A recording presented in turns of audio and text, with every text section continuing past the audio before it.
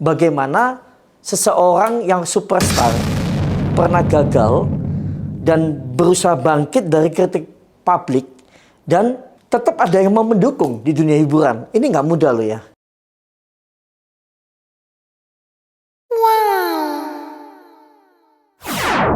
Brand Boomcast.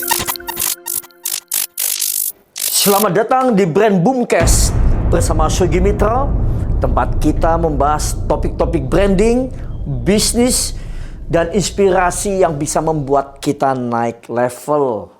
Nah, kali ini kita akan membahas seseorang yang lagi kontroversi di Squid Game 2. Pasti kalian tahu orangnya, kita memanggilnya T.O.P atau dikenal sebagai Choi Sung-yoon. Jadi dulu penyanyinya Big Bang dan sekarang ini kontroversinya luar biasa karena dia sampai diminta untuk memberikan permintaan maaf ke seluruh dunia atas aktingnya yang jelek. Lucu banget ya.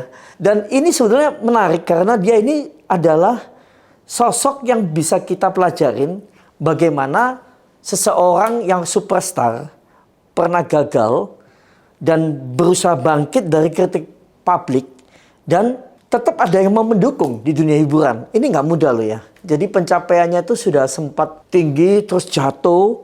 Sekarang dia berusaha naik lagi. Dan hebatnya bisa diterima di sebuah film yang mendunia sebagai salah satu pemeran yang ya sangat menyolok. Apalagi dengan rambutnya yang berwarna ungu ya.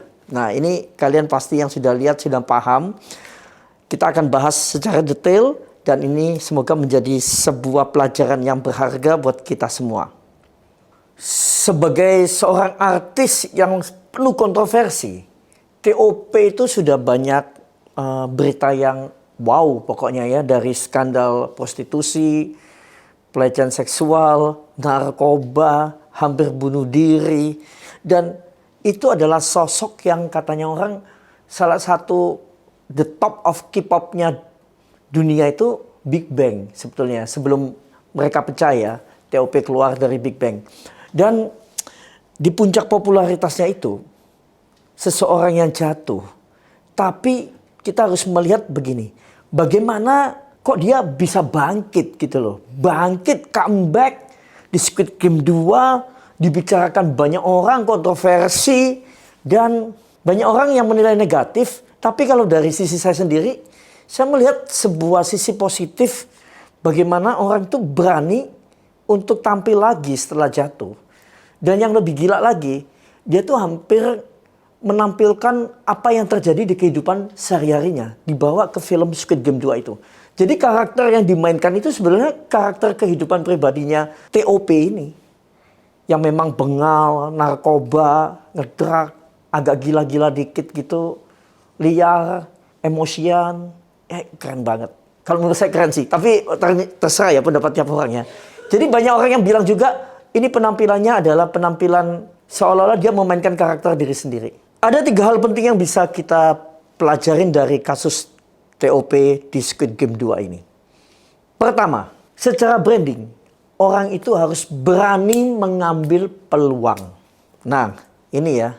Mengambil peluang meskipun dihujat, kita tetap harus mengambil resiko besar dengan bergabung di proyek-proyek tertentu. Nah, kalau di T.O.P di sini, dia berani mengambil peluang bergabung di Squid Game 2. Ini adalah pelajaran tentang keberanian untuk keluar dari zona nyaman. Jadi mungkin T.O.P sudah nggak tahu ya, kalau diceritanya kan dia diceritakan bangkrut yaitu ya karena kasus kripto. Tapi kalau di aslinya saya nggak tahu dia bangkrut beneran apa enggak. Tapi yang kita pelajarin adalah yang pertama adalah mengambil peluang keluar dari zona nyaman. Saya nggak tahu duitnya banyak apa enggak atau dia dalam kondisi seperti apa. Tapi keluar dari zona nyaman untuk siap dihujat lagi ketika tampil di publik. Itu adalah hal yang luar biasa. Itu satu.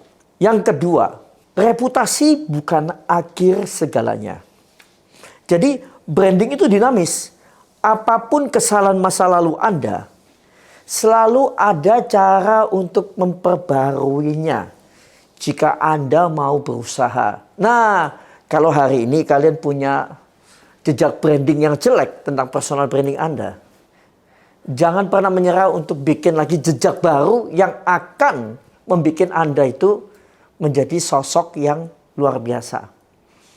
Karena kalau kalian tidak menutupi jejak lama dengan langkah-langkah baru yang lebih hebat, jejak lama itu yang akan diingat orang. Tapi kalau langkah-langkah baru, jejak baru kalian itu lebih hebat, maka jejak-jejak lama itu akan dilupakan orang. Hanyalah sebuah histori ketika pencapaian Anda menjadi hari ini. Yang ketiga, konsistensi melawan rintangan. Tidak semua orang bisa bertahan di industri yang penuh tekanan. Tapi TOP sebagai sosok figur yang di industri K-pop yang kita tahu banyak yang bunuh diri, penuh tekanan. Dia bisa menunjukkan keberanian dan ketekunan untuk berjuang. Itu adalah kuncinya. Jadi kalau dia tidak berani melawan itu semua, dia tidak akan menjadi hari ini untuk bisa bangkit lagi. Dia mencoba melawan semua rintangan itu. Jadi apa yang bisa kita ambil dari kisah TOP ini? Pelajaran personal brandingnya adalah jangan pernah menyerah pada penilaian orang lain. Sebaiknya buktikan bahwa Anda bisa bangkit dan terus maju. Kalau Anda suka topik ini, jangan lupa klik like dan subscribe, bunyikan belnya untuk lebih banyak belajar mengenai branding dan mendengar pendapat saya, Sugi Mitro, pakar digital branding, tentang tokoh-tokoh di dunia. Kalau kalian ingin mengajukan tokoh mana yang kalian ingin ulik dan pelajarin, tulis saja di komentar. Saya Sugi Mitro, pakar digital branding, Brand Boomcast.